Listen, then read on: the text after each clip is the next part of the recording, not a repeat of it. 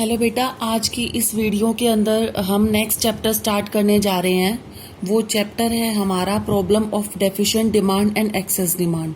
Deficient demand का मतलब ये होता है कि जो हमारी जो डिमांड हो रही है, जितनी होनी चाहिए उतनी ना होकर उससे कम हो रही है, मतलब एग्रीगेट सप्लाई से कम हो रही है। मेनली हमारा इक्विलिब्रियम कहाँ स्टक होता है, जहाँ पर एग्रीगेट डिमांड एग्रीगेट सप्लाई के बराबर हो जाती है। पर काफ़ी सारी सिचुएशन हमारे सामने ऐसी क्रिएट हो जाती हैं, कई बार जो हमारी एग्रीगेट डिमांड है जो प्लान्ड होती है वो कम होती है और प्लान्ड एएस जो है वो ज़्यादा होती है। तो उस सिचुएशन में जो हमारे सामने प्रॉब्लम क्रिएट होती है वो होती है डेफिशिएंट डिमांड। और एक्सेस डिमांड की हमारी वो सिचुएशन हमारे सामने क्रिएट हो जाती है जब हमारी एग्रीगेट डिमांड हमारी एग्रीगेट सप्लाई से ज़्यादा हो जाती है। ये तो बिल्कुल छोटा सा कंसेप्ट था, आपने पिछले चैप्टर्स में भी पढ़ा हुआ है। इसका डिटेल डिस्कशन हम करेंगे विद डायग्राम और इनकी वजह से क्या प्रॉब्लम होती है और इनको किस तरीके से ठीक किया जाता है। तो आपका जो ये 9th चैप्टर है मेनली इसी बात पे बेस्ड है कि डेफिशिएंट डिमांड क्या है, एक्सेस डिमांड क्या है और किस तरीके से जो है हम मेजर्स लेते हैं फिजिकल और मॉनेटरी इसको ठीक करने के लिए। आप देख रहे हैं कि इसके नीचे बॉक्स बना हुआ है। बॉक्स के अंदर कह रहा है कि ये सब चीजें हैं जो हम इसके अंदर पढ़ेंगे कि फुल एम्प्लॉयमेंट इक्विलिब्रियम क्या है, अंडर एम्प्लॉयमेंट इक्विलिब्रियम क्या है, वॉलंटरी इनवॉलंटरी अनएम्प्लॉयमेंट क्या है, फुल एम्प्लॉयमेंट नेचुरल अनएम्प्लॉयमेंट क्या है, प्रॉब्लम ऑफ डेफिशिएंट डिमांड क्या है, एक्सेस क्या है और किस तरीके से हम इसको ठीक करेंगे। आपका ये चैप्टर आपको यही बताएगा। मेनली जो इस चैप्टर में क्वेश्चन जो है वो बनता है आपका वो इस तरीके से बनता है कि डेफिशिएंट डिमांड बताओ, उसकी वजह से क्या प्रॉब्लम होती है वो बताओ और उसको किस तरीके से ठीक किया जाता है।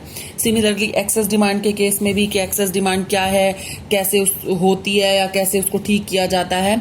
तो इन सबको समझने के लिए जो हमारा ये मेन टॉपिक जो फोकस कर रहा है, आप देख रहे हो चैप्टर का नाम भी है डेफिशिएंट डिमांड एक्सेस डिमांड। इसके लिए पहले आपको सम एसेंशियल कंसेप्ट पढ़ने जरूरी हैं। आप देख रहे हो ना कि 4 डॉट्स लगे हुए हैं, 4 पार्ट्स में डिवाइड है हमारा चैप्टर। तो सम एसेंशियल कंसेप्ट इसके बिल्कुल नीचे दे रखे हैं, आप देखिए। सम एसेंशियल कंसेप्ट में देखो, knowledge of some concept is essential before we take up detailed description of problem of deficient demand and excess demand। कह रहा है कि चैप्टर को पढ़ने के लिए इन कंसेप्ट का हमें पता होना जरूरी है कि ये कंसेप्ट क्या होते हैं और इन्हीं की वजह से ही हम आगे अपना जो डेफिशिएंट और एक्सेस डिमांड है हम उसको अच्छे से समझ सकते हैं। अब देखो कि नीचे दे रखा है फुल, सबसे पहला हमारा पॉइंट है full employment equilibrium and under employment equilibrium. Full employment equilibrium क्या होता है और अंडर एम्प्लॉयमेंट इक्विलिब्रियम क्या होता है।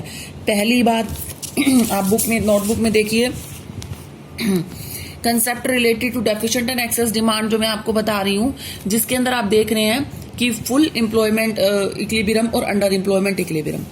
फुल एम्प्लॉयमेंट वो सिचुएशन होती है कि जितने लोग काम करना चाहते हैं उन सबको काम मिला हुआ है।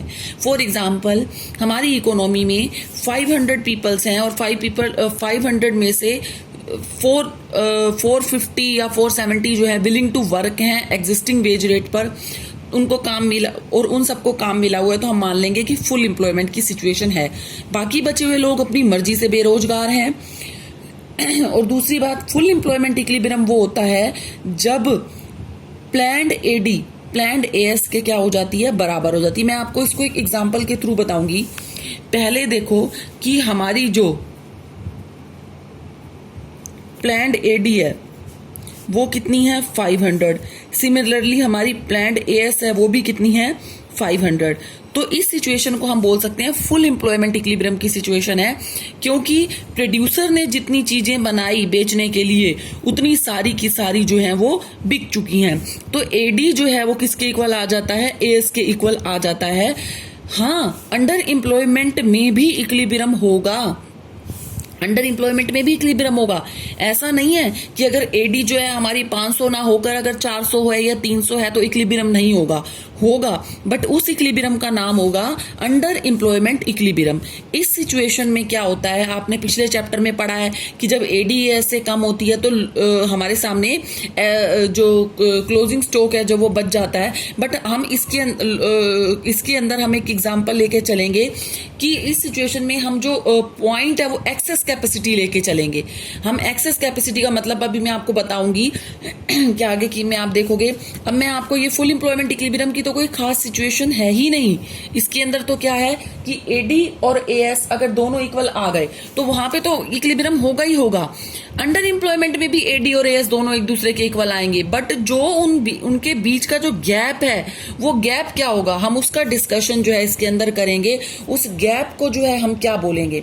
ये तो सिचुएशन आपकी खत्म हो गई। ये तो था हमारा फुल एम्प्लॉयमेंट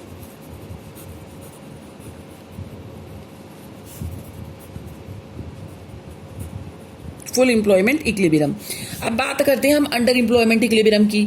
अब क्या थी हमारी प्लान्ड एएस, जो प्रोड्यूसर ने प्रोड्यूस करने के बारे में सोची है, वो तो वही 500 की 500 थी।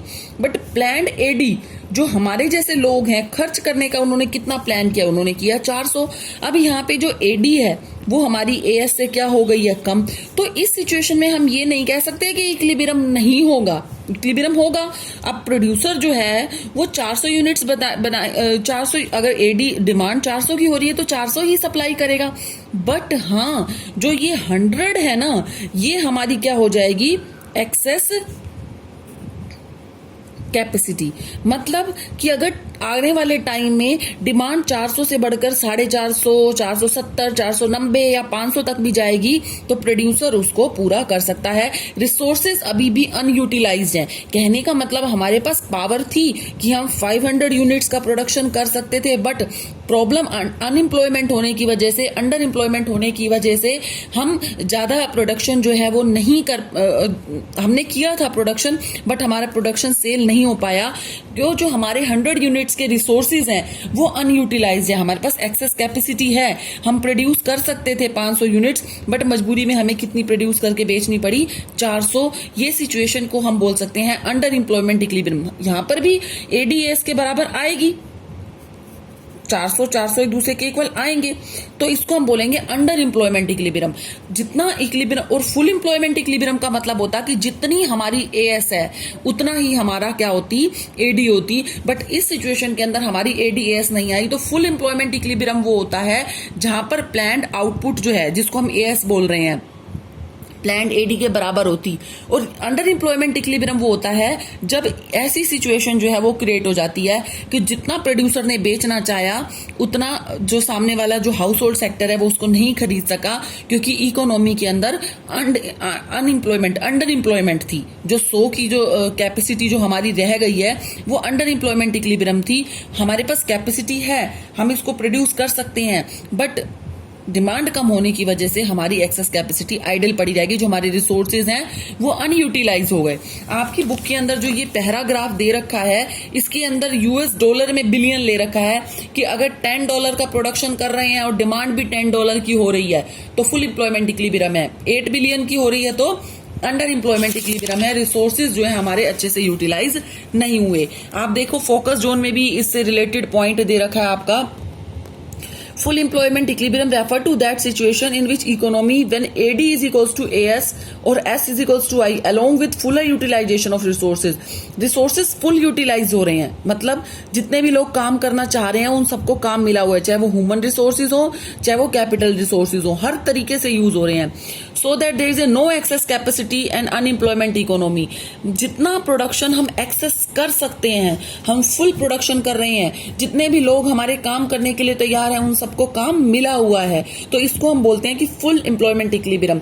और अंडर एम्प्लॉयमेंट इक्विलिब्रियम वो होता है कि अभी हमारे रिसोर्सेज जो हैं वो आइडियल पड़े हैं। Underemployment equilibrium refers to that situation in which economy when AS is equals to AD, S is equal to I but without fuller utilization of resources। अभी हमारे काफी सारे लोग ऐसे हैं जिनको काम नहीं मिला हुआ, जिसकी वजह से ही एग्रीगेट डिमांड जो है हमारी कम है। Accordingly there is unutilise capacity, excess capacity और unemployment in economy even in a state of equilibrium. कह रहे इक्विलिब्रियम हो रहा है, जैसे मैंने आपको 400 का एग्जाम्पल दिया है, इक्विलिब्रियम हो रहा है, बट उसके बावजूद भी हमारी इकोनॉमी में क्या है, अनएम्प्लॉयमेंट है। और अनएम्प्लॉयमेंट अगर उस सिचुएशन में डिमांड बढ़ती है तो हम बिना प्राइसेस को बढ़ाए हुए क्या कर देंगे, सप्लाई को भी बढ़ा देंगे, क्योंकि हमारी इकोनॉमी के अंदर क्या है, एक्सेस कैपेसिटी है। अभी रिसोर्सेज भी आइडल पड़े हैं, जो पीपल हैं जो अनएम्प्लॉयड हैं वो भी काम करने के लिए क्या है, तैयार हैं। तो ये हमारा जो टॉपिक था वो फुल एम्प्लॉयमेंट इक्विलिब्रियम और अंडर एम्प्लॉयमेंट इक्विलिब्रियम में था। फुल एम्प्लॉयमेंट में एक्सेस कैपेसिटी नहीं होती, हम जितना प्रोडक्शन करना चाहते हैं, जितनी एक्सेस कैपेसिटी होती है, जितने भी लोग काम करने के लिए तैयार हैं, उन सबको काम मिला हुआ होता है। और अंडर एम्प्लॉयमेंट की सिचुएशन हमारी ऐसी होती है जिसके अंदर अभी भी रिसोर्सेज अनयूटिलाइज्ड पड़े हैं, क्योंकि डिमांड ही नहीं है। अगर डिमांड होगी तभी तो रिसोर्सेज फुल यूटिलाइज होंगे, और डिमांड कब होगी? जब फुल एम्प्लॉयमेंट होगी, अच्छे से सब लोगों को काम मिला हुआ होगा, तभी हमारी प्लान्ड आउटपुट एडी एएस जो है वो एडी के इक्वल आएगी।